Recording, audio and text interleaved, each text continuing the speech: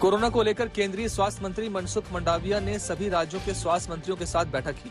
बैठक में स्वास्थ्य मंत्री ने सभी राज्यों से अलर्ट रहने को कहा। इसके साथ केंद्रीय स्वास्थ्य सचिव राजेश भूषण ने राज्यों को चिट्ठी लिखकर आने वाले दिनों में त्योहारों के मद्देनजर खास ध्यान देने की अपील की है।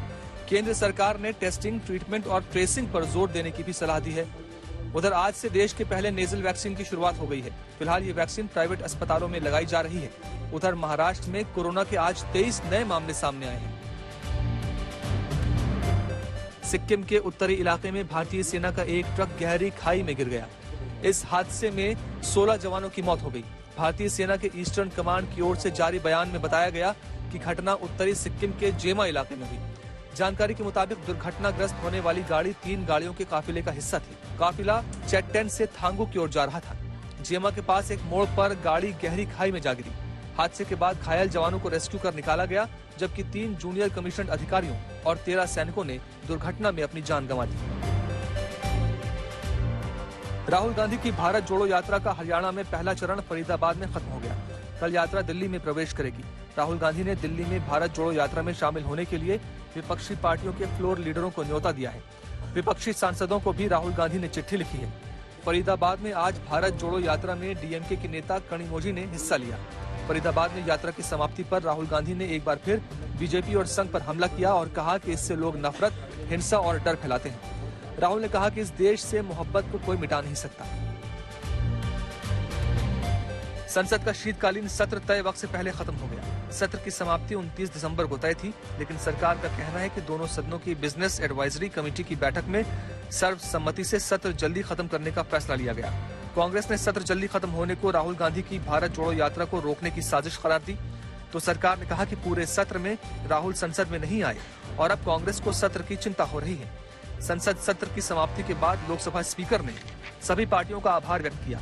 लोकसभा में सत्र के दौरान 97% कामकाज हुआ, वहीं राज्यसभा में 103% काम हुआ। केंद्र सरकार ने संसद में कहा कि राम सेतु होने के अब तक के पुख्ता प्रमाण नहीं मिले हैं। केंद्रीय मंत्री जितेंद्र सिंह ने राज्यसभा में कहा है कि भारतीय सैटेलाइट्स को राम सेतु की उत्पत्ति से संबंधित कोई सबूत नहीं मिले हैं। उन्होंने कहा कि भारतीय सैटेलाइटों ने भारत और श्रीलंका को जोड़ने वाले राम सेतु वाले इलाके की हाई रेजोल्यूशन तस्वीरें ली हैं। हालांकि इन सैटेलाइट तस्वीरों से अब तक सीधे तौर पर राम सेतु की उत्पत्ति और वो कितना पुराना है, इससे संबंधित कोई पुख्ता सबूत नहीं मिले हैं।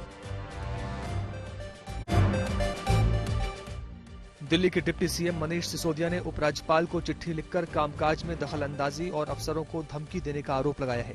मनीष सिसोदिया ने चिट्ठी में लिखा कि एलजी साहब सरकार के रोजमर्रा के कामों में दखल दे रहे हैं। मंत्रियों को साइड कर अधिकारियों को सीधे आदेश दे रहे हैं, जो सुप्रीम कोर्ट के आदेश के खिलाफ है। इस बीच आम आदमी पार्टी ने दिल्ली के मेयर के लिए शैली ओबरॉय का नाम तय किया है। वहीं डिप्टी मेयर के उम्मीदवार आले मोहम्मद इकबाल होंगे।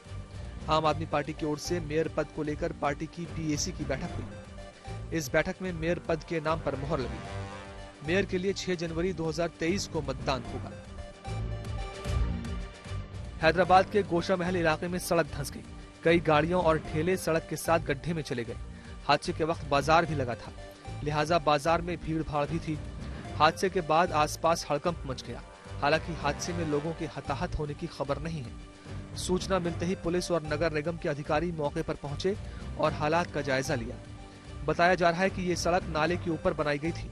जिस समय यह हादसा हुआ तब सड़क के ऊपर बाजार लगा हुआ था।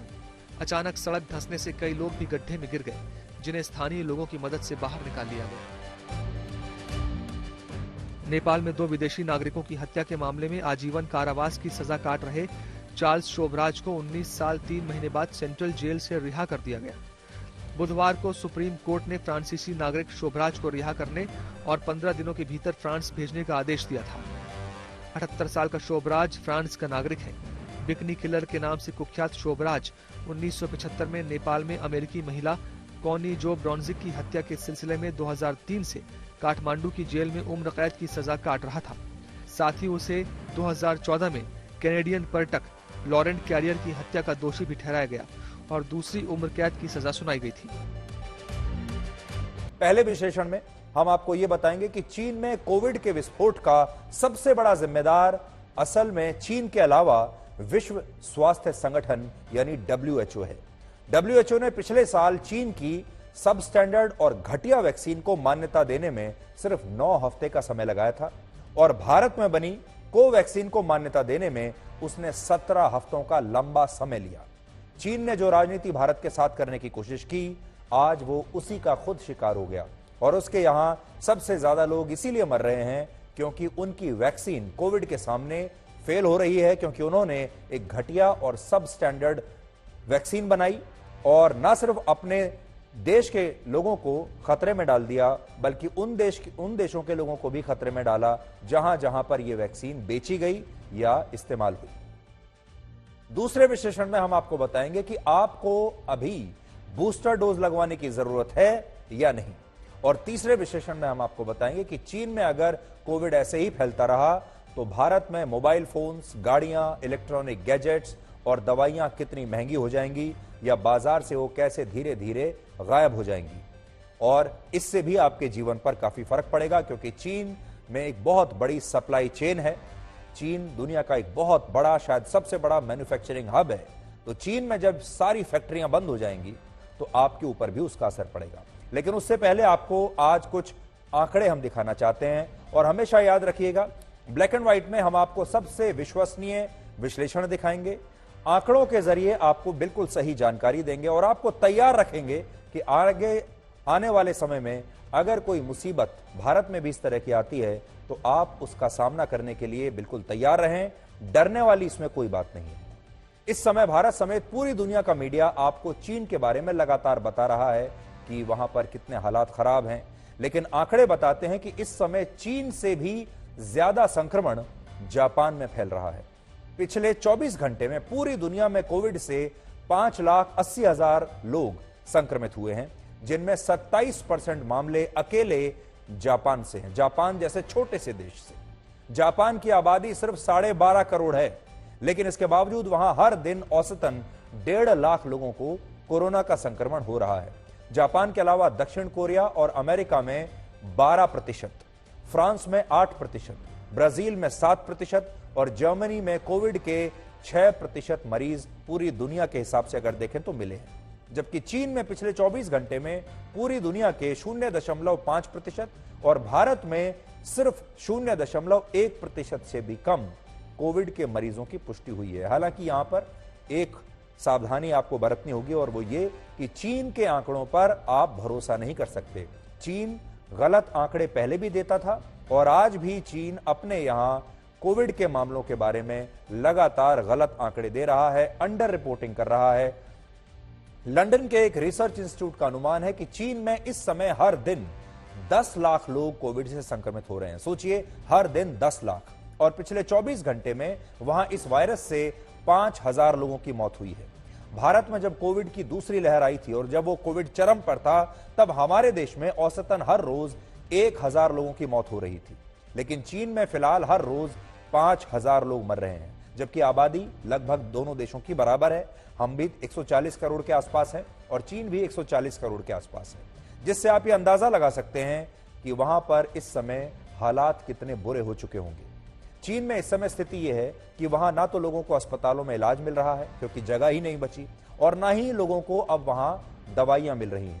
चीन के बाजारों से इस वक्त पैरासीटामोल जैसी दवाइयां पूरी तरह से गायब हो चुकी हैं, और स्थिति यह है कि चीन के लोगों ने अब उन फार्मा कंपनियों की मैन्युफैक्चरिंग यूनिट के सामने इकट्ठा होना शुरू कर दिया है जो इन दवाइयों को बनाती हैं। तो सोचिए, चीन के लोग अब बाजारों में दुकानों को छोड़कर फैक्ट्रियों के सामने इकट्ठा हो गए हैं कि फैक्ट्रियों में ये दवाइयां बने और वो वहीं से उन्हें ले लें।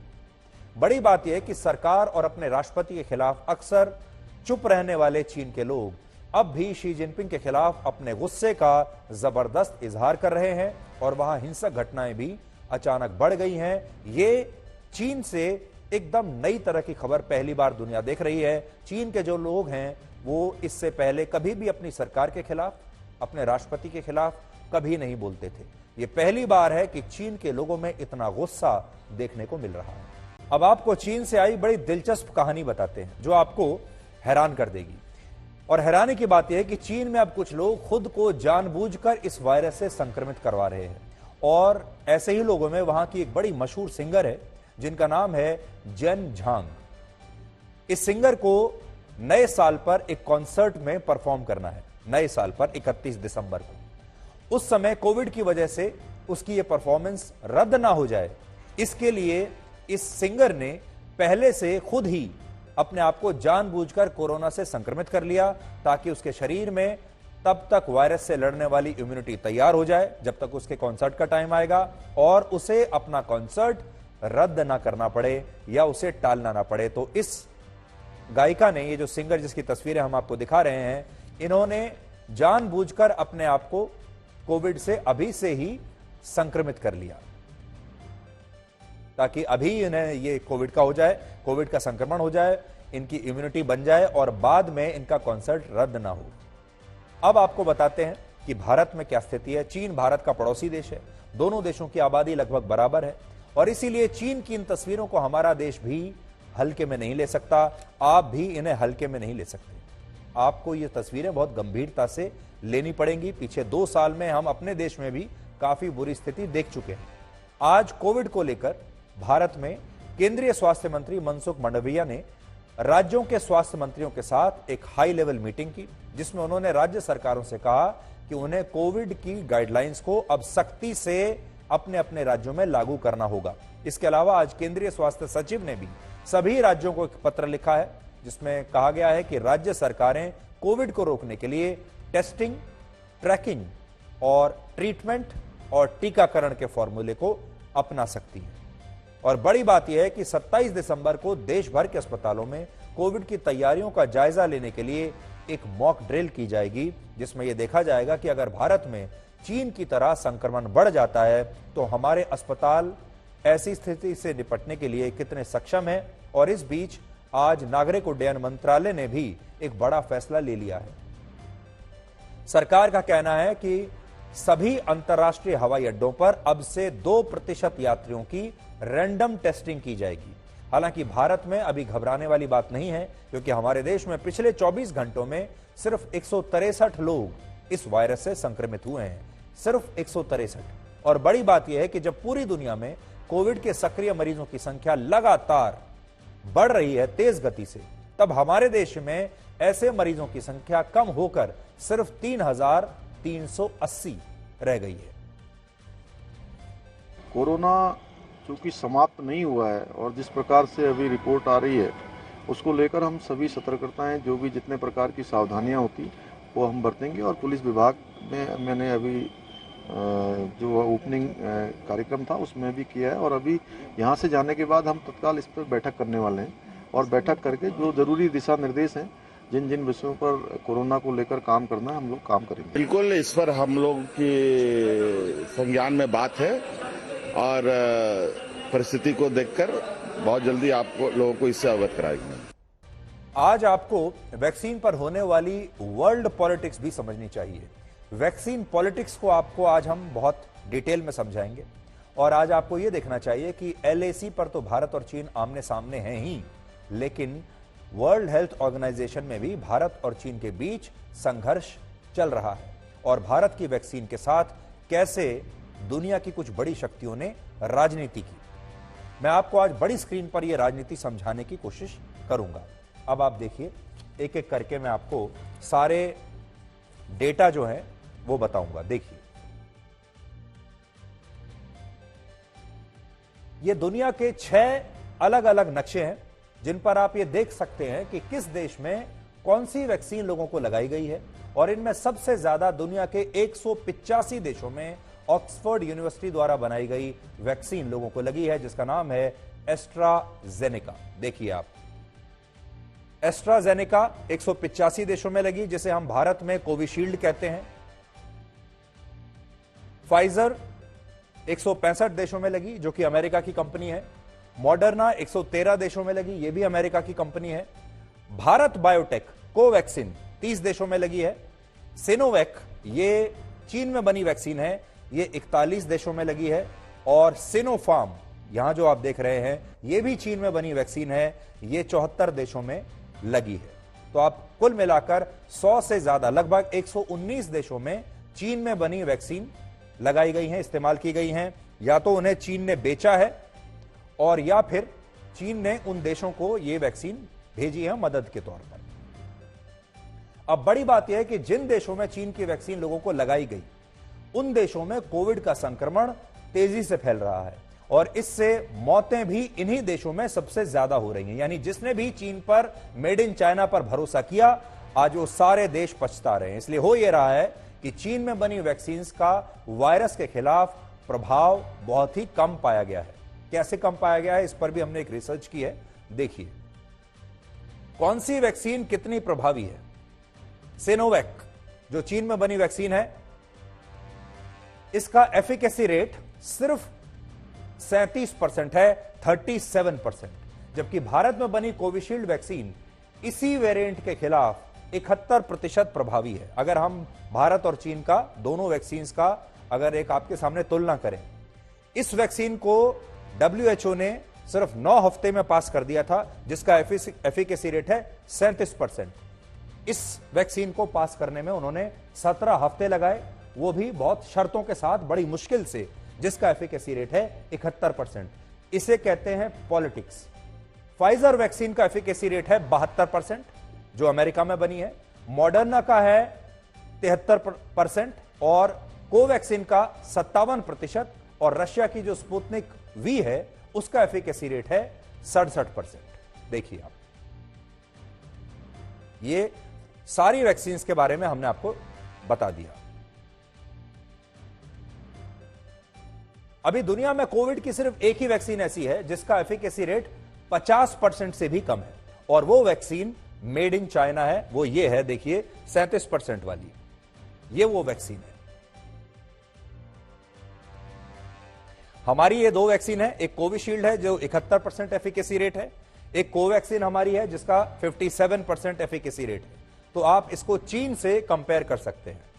और ये अमेरिका की है फाइजर, जिसके बारे में, जिसको हम कहते हैं बहुत ही ओवररेटेड ये वैक्सीन उस जमाने में थी। लोग कहते थे हमें फाइजर लगवानी है या हमें मॉडर्ना लगवानी है। तो पूरा जो विश्व है उसने इन्हीं वैक्सीन का प्रयोग किया है जो इस समय आपकी स्क्रीन पर है। दुनिया के 41 देशों के लोगों को यही वैक्सीन लगाई गई है जो चीन की आप यहां पर देख रहे हैं। ब्राजील, सऊदी अरब, यूएई और टर्की जैसे देश भी इसमें शामिल है। और इन आंकड़ों से WHO की पोल खुल गई है, क्योंकि WHO ने भारत में बनी वैक्सीन को इमरजेंसी यूज की मंजूरी देने में कई महीनों का समय लगाया था, जबकि अमेरिका और चीन के मामले में उसने उन्हें ऐसे फटाफट अप्रूवल दे दिए थे। जैसे अमेरिका की फाइजर वैक्सीन को डेटा जमा कराने के 6 हफ्तों के अंदर ही अप्रूवल मिल गया, मॉडर्ना को 9 हफ्ते में अप्रूवल मिल गया, एस्ट्राजेनेका को, जिसे हमारे यहां कोविशील्ड कहते हैं, उसे भी 8 से 9 हफ्तों में अप्रूवल मिल गया। और चीन में बनी जो दोनों वैक्सीन हैं उन्हें भी इतने समय में ही इमरजेंसी यूज का अप्रूवल मिल गया। देखिए फाइजर 6 हफ्ते, मॉडर्ना 9 हफ्ते, एस्ट्राजेनेका यानी कोविशील्ड 8 से 9 हफ्ते, चीन की जो वैक्सीन है उसे भी 9 हफ्ते। इस पर आप नजर डालिए, यह है हमारी वैक्सीन कोवैक्सीन, इसे लगाए 17 हफ्ते। पूरी दुनिया में बनी वैक्सीन देख लीजिए, किसी को भी 6 से 9 हफ्ते से ज्यादा का समय नहीं लगाया WHO ने। इस वैक्सीन पर उसकी नजर थी और यहां उन्होंने 17 हफ्ते का समय लगाया। असल में WHO का सिनोवैक और सिनोफार्म का जो डेटा WHO को भेजा गया, उसमें कहीं भी इस बात के ठोस प्रमाण नहीं थे कि यह वैक्सीन 60 वर्ष या उससे ज्यादा उम्र के लोगों पर प्रभावी है। और सिनोवैक के मामले में तो अंतिम ट्रायल के नतीजे भी तब तक आए नहीं थे। लेकिन इसके बावजूद WHO ने चीन की वैक्सीन को तो इमरजेंसी यूज की मंजूरी दे दी, लेकिन भारत की वैक्सीन के मामले में तारीख देने से ज्यादा कुछ नहीं हुआ, यानी तारीख पर तारीख पर तारीख होते रहे। और क्यों ऐसा नहीं हुआ, उसे आपको हम कुछ और आज नए आंकड़ों से समझाते हैं। अब देखिए कुछ और आंकड़े आपके लिए निकाले हैं। WHO किसी एक देश का संगठन नहीं है, इसे ज्यादातर फंडिंग लेकिन बहुत गिने चुने देशों से ही मिलती है।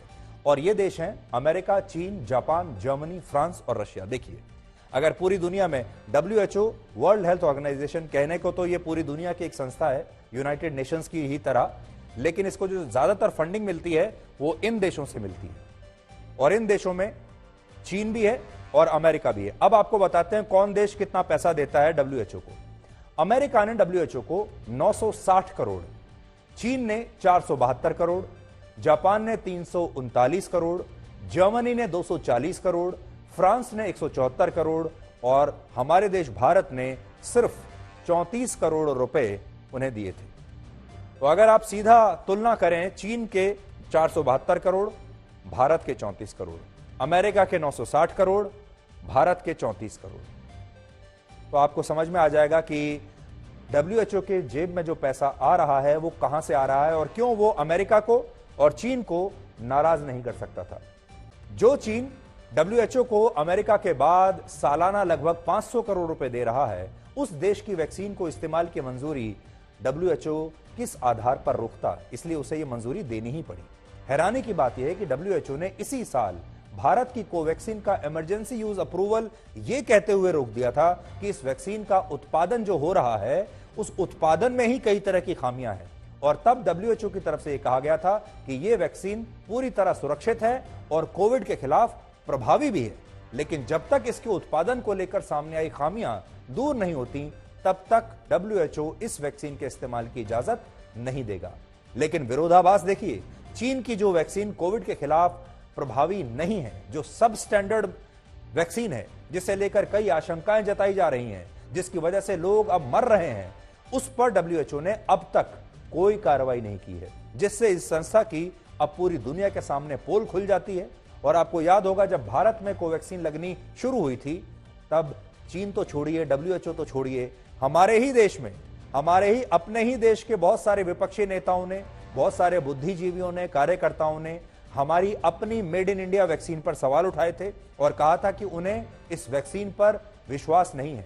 और उस वक्त विपक्षी राज्यों की सरकारों ने इस पर प्रधानमंत्री मोदी को चिट्ठी भी लिखी थी और बहुत सारे लोगों ने तो कहा था कि यह बीजेपी की वैक्सीन है, हम इसे नहीं लगवाएंगे।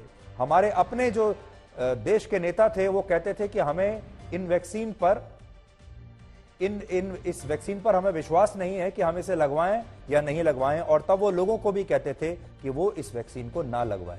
और इसी के बाद आपको याद होगा, हमारे देश में बहुत सारे लोग बहक गए थे और तब कहने लगे थे कि हमें इस वैक्सीन पर शक है। तो बाकी लोगों के बारे में तो क्या बताएं, हमारे अपने ही लोग जो हैं उन्होंने हमारी अपनी ही इस वैक्सीन पर, यानी जिसका नाम है कोवैक्सीन, जो भारत में बनी है, ये भारत के लिए बड़ी फक्र की बात है कि हमने इतने कम समय में अपनी खुद की वैक्सीन बना ली और आज वो वैक्सीन पूरी दुनिया में बहुत अच्छा प्रदर्शन कर रही है। आज चीन की जब पोल खुली है तो अब आप देख सकते हैं कि चीन का मॉडल जो था, वो चीन का जो मॉडल था वो कैसे फेल हुआ, चीन की वैक्सीन कैसे फेल हो गई, और हमारा जो मॉडल था कोविड से लड़ने का, वो कैसे पूरी दुनिया का सबसे सफल मॉडल बनकर सामने आया है। लेकिन हमारे देश के लोगों ने भी कभी इसके बारे में बात नहीं की और दुनिया के लोगों ने भी कभी इसके बारे में बात नहीं की। लेकिन अब लोगों को समझ में आ रहा है कि भारत का मॉडल क्या है और भारत की वैक्सीन क्या है। अब आपको उस सवाल के बारे में बताते हैं जो इस समय सबसे ज्यादा पूछा जा रहा है, जो पूरे हमारे देश में सबसे ज्यादा डिस्कस हो रहा है, जो आप भी लगातार आपस में जब बात करते होंगे तो एक दूसरे से पूछते होंगे, और वो ये है कि इन हालात में क्या आपको बूस्टर डोज लगवानी चाहिए या नहीं। तो इस सवाल को लेकर आज हमने आपके लिए बहुत रिसर्च की है और आज हमने जो आंकड़े आपके लिए निकाले हैं उन्हें आपको बहुत ध्यान से देखना चाहिए, क्योंकि आंकड़े आपकी बहुत मदद करेंगे किसी निष्कर्ष तक पहुंचने में। बूस्टर डोज को हम एडिशनल डोज या हिंदी में अतिरिक्त डोज भी कहते हैं, यानी जिन लोगों ने पहले दोनों डोज लगवा चुके हैं जो लोग, उनको बूस्टर डोज लगवाई जाती है तीसरी डोज के तौर पर। स्क्रीन पर आप उन 10 देशों के नाम देखिए जहां लोगों को सबसे ज्यादा बूस्टर डोज लगवाए गए हैं। देखिए कहां कहां पर सबसे ज्यादा बूस्टर डोज लगे हैं। चीन में सबसे ज्यादा बूस्टर डोज लगे हैं, भारत में सिर्फ 16% को, चीन में 58% को, हमारे यहां सबसे कम है 100 में से 16। अगर हमें 100 के हिसाब से करूं तो 100 में से हर प्रति 100 में से 16 लोगों को लगे हैं, 16% ही आप मान लीजिए। चीन में 58, जापान में देखिए सबसे ज्यादा 122, ब्राजील में 57, अमेरिका में 34, इंडोनेशिया में 24, जर्मनी में 77, बांग्लादेश में 37, वियतनाम में 59, मैक्सिको में 45। अब इससे आपको क्या समझ में आता है? भारत में सबसे कम बूस्टर डोज लगे हैं, तो यह समझ में आता है। दूसरा जो समझ में आता है वो ये, जापान में सबसे ज्यादा बूस्टर डोज लगे हैं, लेकिन इस समय सबसे ज्यादा कोविड जापान में ही फैल रहा है, बावजूद इसके कि उन्होंने सबसे ज्यादा बूस्टर डोज लगाए हैं। चीन में उसके बाद दूसरे नंबर पर सबसे ज्यादा बूस्टर डोज लगे हैं, लेकिन चीन में भी जबरदस्त तरीके से फैल रहा है। ब्राजील में भी फैल रहा है, अमेरिका में भी फैल रहा है, और इन सारे देशों में हमसे कहीं ज्यादा तेजी से फैल रहा है। तो ये सारे देश वो हैं जो बूस्टर डोज लगा चुके हैं, तो फिर वहां क्यों फैल रहा है? बड़ी बात यह है कि बूस्टर डोज लगाने वाले दुनिया के इन टॉप 10 देशों में से 6 देश ऐसे हैं जहां इस समय कोविड का संक्रमण सबसे तेजी से फैला, और इसी वजह से अब ये सवाल उठ रहे हैं कि जब इन देशों में सबसे ज्यादा बूस्टर डोज लगने के बाद भी कोविड के मरीजों की संख्या बिजली की गति से बढ़ रही है, तो फिर बूस्टर डोज का फायदा क्या हुआ? जबकि हकीकत में ऐसा नहीं है। अब समझिए, असल में कोविड को लेकर जब किसी देश की बात हम करते हैं तो यह देखा जाता है कि वहां संक्रमण के हर दिन कितने मामले सामने आ रहे हैं, और हम उस देश को खराब देश या विलेन मानने लगते हैं क्योंकि ये कंट्रोल नहीं कर पा रहे, इसलिए इनके यहां ज्यादा मामले आ रहे हैं। जबकि देखना यह चाहिए कि उस देश में कोविड से मर कितने लोग रहे हैं, यानी कोविड से मौत कितनी हो रही है, हमें यह देखना चाहिए। इस पर मत जाइए कि कोविड कितना तेजी से फैल रहा है, क्योंकि कोविड फैल रहा है, लोगों को इन्फेक्शन हो रहा है और लोग कुछ ही दिनों में ठीक भी हो रहे हैं। अब देखिए, जैसे बूस्टर डोज लगाने वाले ज्यादातर देशों में संक्रमण तो बहुत तेजी से फैल रहा है, लेकिन वहां इसकी तुलना में लोगों की मौत बहुत कम हो रही है। वो भी आप देख लीजिए। देखिए, अधिक बूस्टर डोज लगाने वाले देशों की जो स्थिति है वो है, हर दिन जो केस आ रहे हैं वो है 62,000। यह हम अमेरिका की बात कर रहे हैं। हर रोज 62,000 केस अमेरिका में आ रहे हैं, लेकिन हर दिन जो मौत हो रही है औसतन वो हो रही है 400, यानी 62,000 में से सिर्फ 400 लोग मर रहे हैं, जो कि कम माना जाएगा। अब देखिए, अगला देश है जापान। हर दिन 1,30,000 केस आ रहे हैं, लेकिन मौत हो रही है हर दिन औसतन 200। इसी तरीके से अगला देश देखिए, इंडोनेशिया। हर दिन 2800 केस आ रहे हैं, मौत हो रही हैं 32।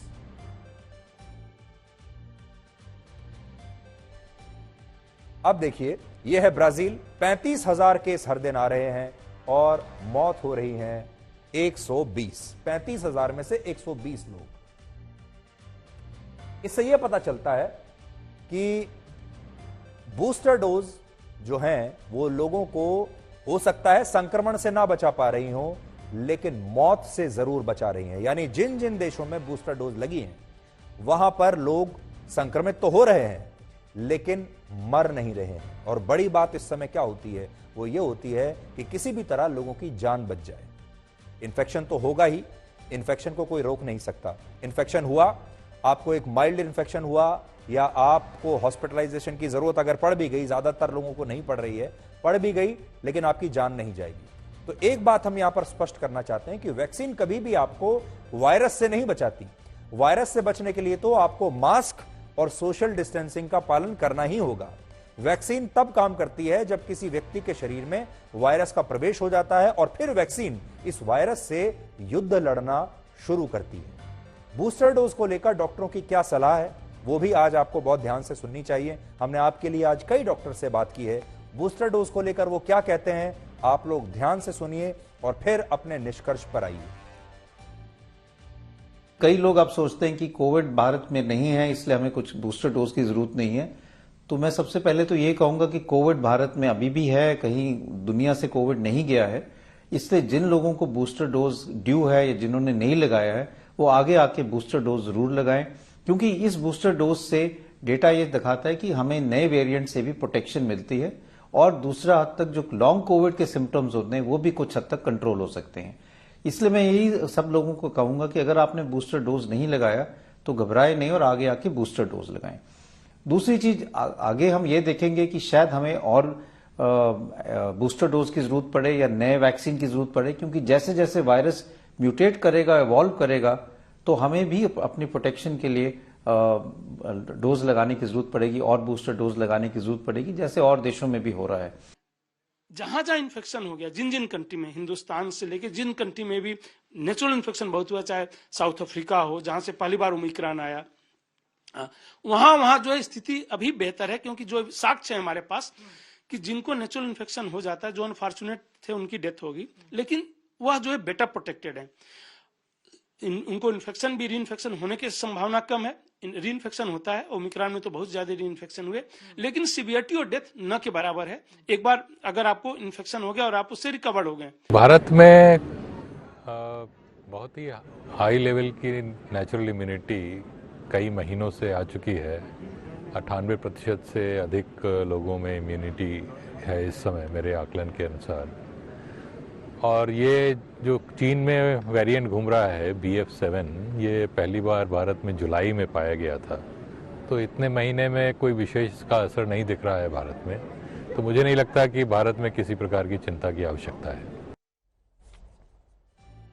तो बड़ी बात यह है, खुशखबरी जो आपके लिए अभी आप सोच सकते हैं वो ये कि क्योंकि आपको क्यों ज्यादा घबराने की जरूरत नहीं है। एक तो ये कि हमारे देश में ज्यादातर लोगों को डबल डोज लग चुकी है, एक तो ये हमारी बड़ी बात है। दूसरी बात यह है कि हमारे ज्यादातर जो लोग हैं उन्हें हर्ड इम्यूनिटी उनके अंदर पैदा हो चुकी है। ज्यादातर लोगों को इन्फेक्शन हो चुका है और उनके शरीर ने अपने आप ही इस इन्फेक्शन की वजह से एक इम्यूनिटी पैदा कर ली है, जिसे हम हर्ड इम्यूनिटी कहते हैं। जबकि पूरा के पूरा जो समाज है वो एक इम्यूनिटी अपने अंदर पैदा कर लेता है, जो कि बाकी के देशों में शायद अभी तक नहीं हो पाई थी, और चीन में तो बिल्कुल नहीं हो पाई थी, क्योंकि चीन अभी तक लॉकडाउन में चल रहा था। इसलिए जो उनकी बड़ी जो जनसंख्या है उसे एक बार भी ये इन्फेक्शन नहीं हुआ था। तो जो हमें फर्स्ट वेव में हुआ था, जो हमारी स्थिति पहली लहर के दौरान थी, जो हमारी स्थिति दूसरी लहर के दौरान थी, वो स्थिति इस समय चीन की है। और अब आप सोचिए कैसे हमने अपनी पहली और दूसरी लहर में चीजों को कंट्रोल किया और कैसे चीन जैसा देश कंट्रोल नहीं कर पा रहा है। अगर आपको सुई लगाने से डर लगता है, इंजेक्शन से डर लगता है, और इसकी वजह से आप कोरोना का बूस्टर डोज नहीं लगवाना चाहते, तो आपके लिए आज एक और अच्छी खबर मैं लेकर आया हूं, क्योंकि अब कोविड की नई नेजल वैक्सीन बाजार में आ गई है। केंद्र सरकार ने भारत बायोटेक की इंट्रानेजल वैक्सीन को भी मंजूरी दे दी है, और अब यह वैक्सीन बूस्टर डोज के तौर पर आप इस्तेमाल कर पाएंगे। यह वैक्सीन 18 साल से ऊपर के लोगों को लगाई जाएगी, और फिलहाल इस वैक्सीन की कीमत निर्धारित नहीं की गई है। केंद्र सरकार बहुत जल्द इसकी आधिकारिक कीमत तय करेगी और फिर लोगों को सस्ती कीमतों पर यह उपलब्ध कराई जाएगी।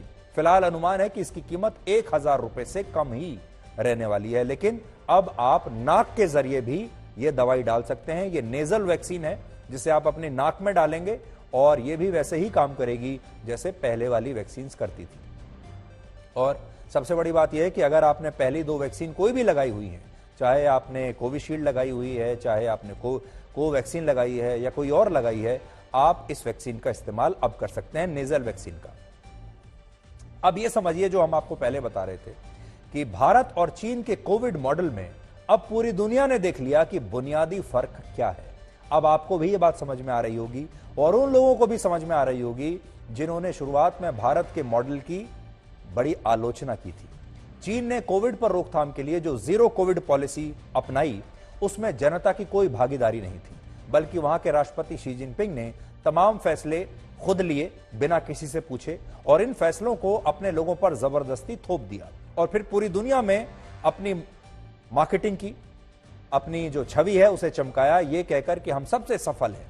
जबकि भारत ने ऐसा नहीं किया।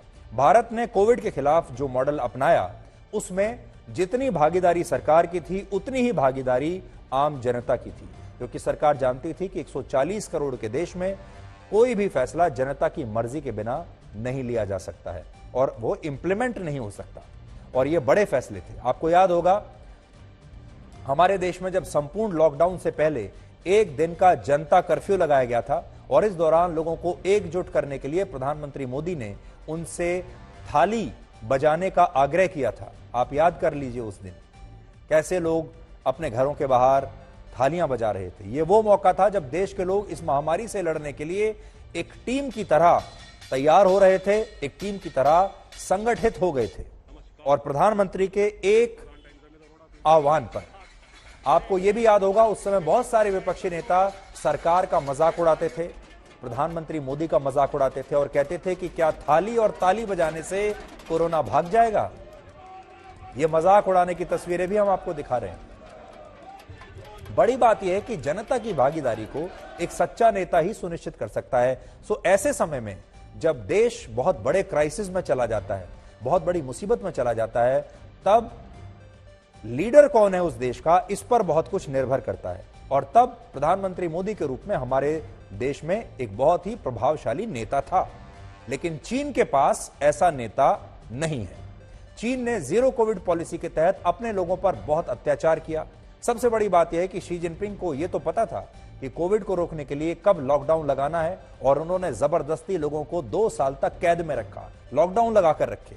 लेकिन उन्हें यह नहीं पता था कि इस लॉकडाउन को लोगों के हिसाब से हटाना कैसे है।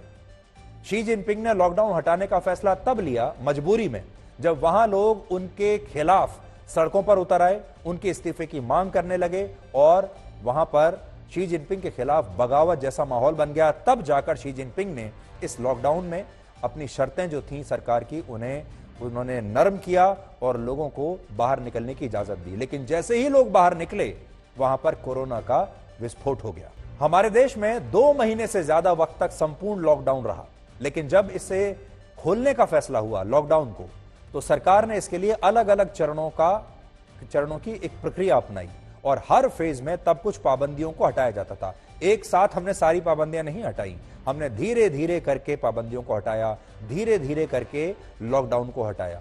चीन ने कोविड को रोकने के लिए अपने हेल्थ इंफ्रास्ट्रक्चर पर ध्यान नहीं दिया, उसे मजबूत नहीं किया, बल्कि उसने इसकी जगह बड़े बड़े आइसोलेशन सेंटर्स बना दिए, जहां संक्रमित लोगों को कैद करके रखा जाता था। और यही वजह है कि चीन में जब इस तरह से पहली बार कोविड का विस्फोट हुआ, तो उसका हेल्थ इंफ्रास्ट्रक्चर चरमरा गया, जबकि भारत ने अपने कोविड मॉडल के तहत अपने हेल्थ इंफ्रास्ट्रक्चर को मजबूत करने पर सबसे ज्यादा जोर दिया। आप याद कर लीजिए, जनवरी 2020 में भारत में जब यह महामारी पहली बार आई थी, तब हमारे देश में कोविड की जांच के लिए सिर्फ एक लैब थी, एक जो पुणे में है, और उस समय वहां सिर्फ एक दिन में कोविड के 100 सैंपल्स की जांच ही हो सकती थी।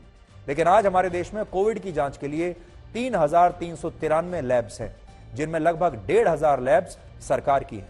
आज आपने भी देखा होगा, अगर आपको अपना कोविड टेस्ट कराना है तो आपके लिए कोई परेशानी की बात नहीं है। आप कहीं भी रहते हो, किसी भी शहर में, किसी भी कस्बे में, आपके आसपास जरूर कोई ना कोई लैब अभी होगी, जहां पर आप जा सकते हैं, बड़ी आसानी से अपना कोविड टेस्ट करा सकते हैं, और कुछ ही घंटे में आपको आपका टेस्ट का रिजल्ट मिल जाएगा। तो ये कितनी बड़ी उपलब्धि है हमारे लिए। अब इसके अलावा जब कोविड आया, तब हमारे देश में पीपीई किट्स बनते ही नहीं थे, लेकिन अब भारत में प्रतिदिन 2 लाख पीपीई किट्स बनती हैं, और आज भारत पीपीई किट का उत्पादन करने वाला दुनिया का दूसरा सबसे बड़ा देश बन गया है। कहां 2 साल पहले हमारे पास एक भी नहीं था। पिछले 1 साल में हमारे देश ने मेडिकल ऑक्सीजन की क्षमता में 131% की वृद्धि की है, और आज भारत प्रतिदिन 20,000 टन ऑक्सीजन के प्रोडक्शन की क्षमता रखता है। इसके अलावा शी जिनपिंग ने चीन के कोविड मॉडल का दुनिया भर में प्रचार किया, अपनी छवि चमकाने के लिए, अपने आप को हीरो साबित करने के लिए। लेकिन उन्होंने कभी भी कोविड को लेकर सही जानकारी और सही डेटा दुनिया को दिया ही नहीं, जबकि भारत ने एक जिम्मेदार देश की भूमिका निभाई, और भारत कभी भी डिनायल मोड में नहीं रहा। आज शी जिनपिंग अपने जीवन के सबसे बड़े राजनीतिक संकट से गुजर रहे हैं, और अगर उन्होंने इस बार कोविड की स्थिति को नहीं संभाला, तो ये शी जिनपिंग के लिए उनके जीवन की सबसे बड़ी चुनौती होगी, और वो भयंकर रूप से कमजोर नेता के तौर पर चीन में वहां पर साबित हो जाएंगे। इसलिए ये उनके जीवन की सबसे बड़ी चुनौती है। देखिए, 2 महीने पहले तक शी जिनपिंग पूरी दुनिया में ये बता रहे थे कि मेरी जीरो कोविड पॉलिसी पूरी दुनिया की सबसे सफल पॉलिसी है। 2 महीने पहले की बात है। अपने कम्युनिस्ट पार्टी के अधिवेशन में वो ये कह रहे थे, उनकी सबसे बड़ी उपलब्धि उन्होंने अपनी जो बताई वो यही थी, और आज देखिए उनके कितने बुरे दिन आ गए। जबकि कोविड को लेकर भारत ने जो मॉडल अपनाया, उसने प्रधानमंत्री मोदी की छवि पूरी दुनिया में एक मजबूत नेता की बनाई है, और पूरी दुनिया ने इस बात को माना कि भारत ने 140 करोड़ की पॉपुलेशन के साथ कोविड का जो मैनेजमेंट किया, वो बहुत अच्छी तरीके से उन्होंने किया है। सबसे बड़ी बात यह है कि हमारा जो वैक्सीनेशन प्रोसेस था, कैसे हमने हर व्यक्ति का एक डिजिटल डेटा अपने पास रखा हुआ था, हमारे पास जो ट्रैकिंग की जो फैसिलिटीज थी वो बहुत अच्छी रही, जिसकी वजह से हमने ट्रैकिंग बहुत अच्छी की, जिसकी वजह से हमारा वैक्सीनेशन सबसे तेज गति से हुआ, और आज भी हमारी सरकार के पास एक एक व्यक्ति के नाम के साथ उसका डेटा मौजूद है, किसे पहली डोज लगी है, किसे दूसरी डोज लगी है, और किसे बूस्टर डोज लग चुकी है। जबकि दूसरे देशों में यह डेटा आज भी नहीं। शी जिनपिंग पिछले 3 वर्षों से ये कह रहे थे कि चीन अपनी जीरो कोविड पॉलिसी में कभी बदलाव नहीं करेगा, लेकिन आज वो इस पर पूरा यू टर्न ले चुके हैं और इस पॉलिसी को अब उन्होंने पूरी तरह बदल दिया है। अब ये चीन के चरित्र की एक बहुत बड़ी निशानी है कि वो हमेशा अपनी पॉलिसी पर यू टर्न लेता ही है। ये पहली बार नहीं हुआ है जब चीन ने अपनी किसी नीति को लेकर अचानक से पलटी मारी है। एक और उदाहरण आपको देते हैं। आपको याद होगा, इससे पहले चीन जनसंख्या नियंत्रण के लिए अपने यहां वन चाइल्ड पॉलिसी लेकर आया था और इसके तहत उसने लोगों पर कई अत्याचार किए, कड़े कानून बनाकर उन पर सख्ती की। लेकिन 40 वर्ष के बाद आज वो इस नीति को समाप्त कर चुका है और अब चीन चाहता है कि उसके यहां लोग 2 से ज्यादा बच्चे पैदा करें। यानी अपनी पॉलिसीज को लेकर चीन कभी भी उन पर टिक कर नहीं रहा, हमेशा यू टर्न मारता है। अब आप ये देखिए कि चीन में फैल रहा वायरस कैसे हमारे देश पर और आपकी जेब पर असर डाल सकता है। असल में चीन के मौजूदा संकट से ग्लोबल सप्लाई चेन्स बहुत बुरी तरह प्रभावित हुई हैं। टेक्नोलॉजी से लेकर फार्मा इंडस्ट्री तक चीन दुनिया भर की बड़ी बड़ी कंपनियों के लिए वो देश है जो उन्हें मोबाइल फोन्स, गाड़ियां, लैपटॉप्स और दवाइयां बनाने के लिए रॉ मटेरियल देता है। लेकिन जब से कोविड के मामले चीन में मामले बढ़ने शुरू हुए हैं, तब से वहां लेबर शॉर्टेज पैदा हो गई है। यानी वहां पर लोग अब काम करने के लिए फैक्ट्रियों में जा नहीं पा रहे, फैक्ट्रियां बंद हो गई हैं, जिसकी वजह से चीन में इकोनॉमिक रिकवरी अभी बहुत मुश्किल दिख रही है और संभव है कि चीन में उत्पादन घटने से वो दुनिया को उसकी जरूरत का कच्चा माल अब आने वाले समय में ना दे पाए। और अगर ऐसा हुआ तो इसका भारत पर और आप पर बुरा असर पड़ेगा। चीन जिन देशों को सबसे ज्यादा एक्सपोर्ट करता है, यानी जिन देशों को अपना सामान और अपनी सेवाएं सबसे ज्यादा बेचता है, उनमें भारत तीसरे स्थान पर है पूरी दुनिया में। और अगर यह एक्सपोर्ट प्रभावित होता है चीन का, तो भारत के कई क्षेत्रों में अस्थिरता पैदा हो सकती है। जैसे चीन में सेमीकंडक्टर चिप्स बनती हैं, जिनके बिना मोबाइल फोन्स, गाड़ियां और लैपटॉप जैसे इलेक्ट्रॉनिक गैजेट्स का निर्माण नहीं हो सकता। इसलिए हो सकता है कि आने वाले दिनों में गाड़ियां या फिर दूसरे इलेक्ट्रॉनिक गैजेट्स खरीदने के लिए आपको एक लंबी वेटिंग लाइन में लगना पड़े और भारत में मोबाइल फोन का बाजार भी इससे प्रभावित हो सकता है। जैसे मोबाइल फोन महंगे भी हो सकते हैं और यह भी हो सकता है कि आपको एप्पल जैसी कंपनियां या जो चाइनीज कंपनियां हैं, इस तरह की कंपनियों के लेटेस्ट फीचर्स वाले फोन आपको बाजार में न मिलें या फिर मुश्किल से मिलें। इसके अलावा हमारी फार्मा इंडस्ट्री पर भी असर पड़ सकता है। चीन दवाइयां बनाने के लिए कई तरह का रॉ मटेरियल देता है और जब ये रॉ मटेरियल हमारी कंपनियों को नहीं मिलेगा तो कई दवाइयों की बाजार में कमी हो सकती है और उनकी कालाबाजारी भी हो सकती है। हालांकि इस संकट में भारत के लिए एक अवसर भी है और भारत चाहे तो ग्लोबल सप्लाई चेन प्रभावित होने पर ऐसी चीजों का अपने देश में ही निर्माण शुरू कर सकता है, जिसके लिए अभी हम चीन पर काफी हद तक निर्भर होते हैं। दुनिया भर के जो देश हैं वो चीन पर बहुत निर्भर होते हैं। उदाहरण आपको मैं देता हूं एक। मान लीजिए एप्पल कंपनी है और जो आप आईफोन इस्तेमाल करते हैं, वो ज्यादातर आईफोन वही होते हैं जो मेड इन चाइना होते हैं, जो चीन में बने हुए होते हैं।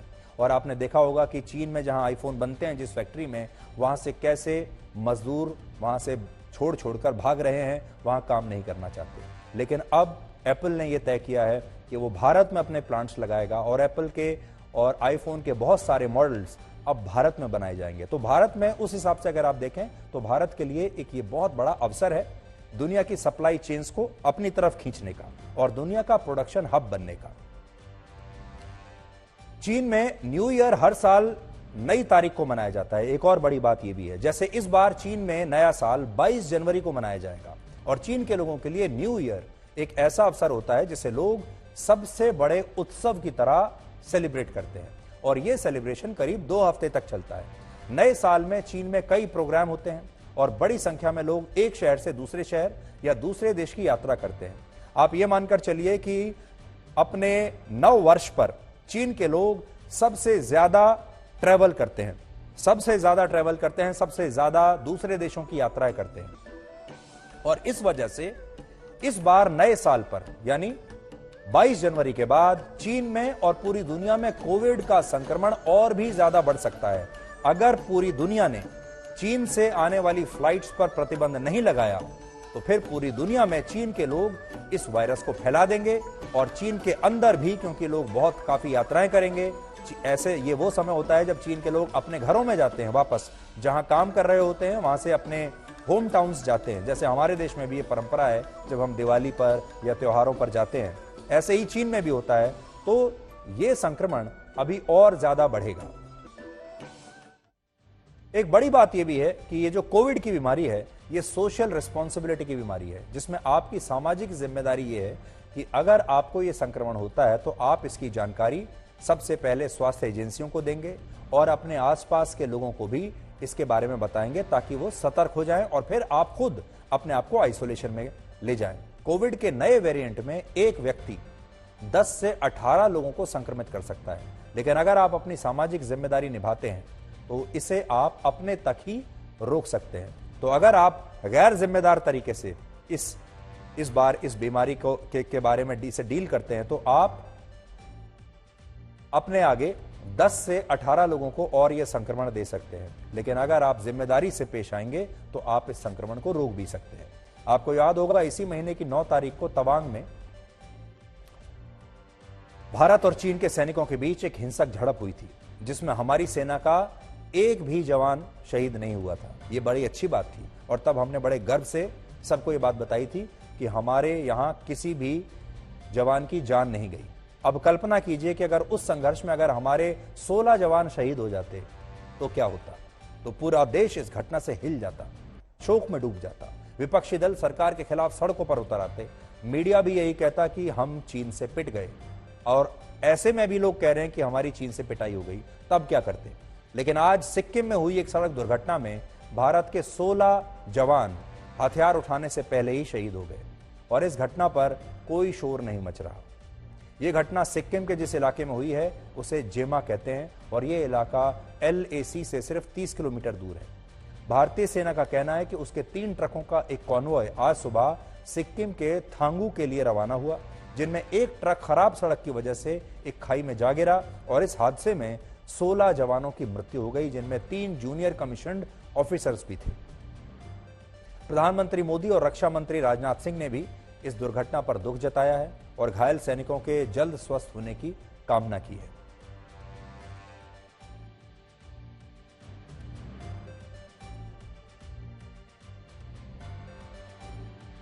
अमेरिका जैसे जो देश हैं वो अपने जवानों को अपना सबसे बड़ा एसेट मानते हैं और उनकी पूरी कोशिश होती है कि चाहे कितना भी नुकसान हो जाए लेकिन एक भी जवान की जान नहीं जानी चाहिए। और आज हमारे 16 जवानों की जान चली गई और ये जानें बच सकती थी।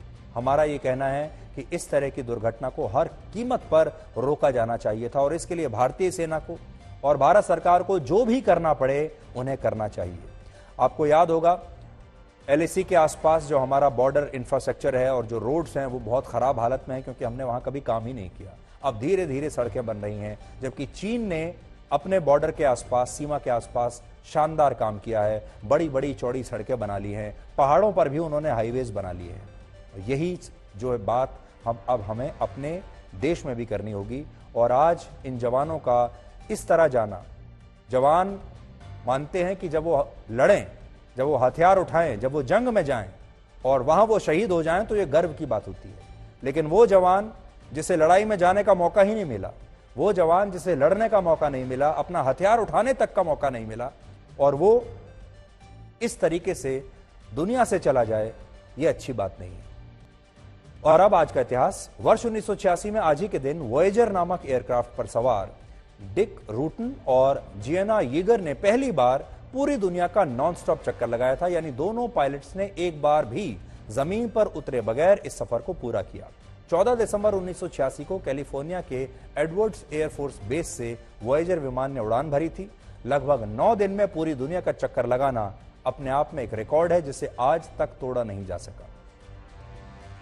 वर्ष 1954 में आज ही के दिन दुनिया का पहला सफल किडनी ट्रांसप्लांट अमेरिका के बॉस्टन में हुआ था। डॉक्टर जोसेफ मरे और उनकी टीम ने यह सर्जरी की थी और इसके लिए 1990 में डॉक्टर मरे को चिकित्सा के नोबेल पुरस्कार से सम्मानित किया गया था। और आप महंगे और ब्रांडेड कपड़े तो कहीं से भी खरीद सकते हैं, लेकिन अच्छे विचारों को किसी भी बाजार में खरीदा नहीं जा सकता।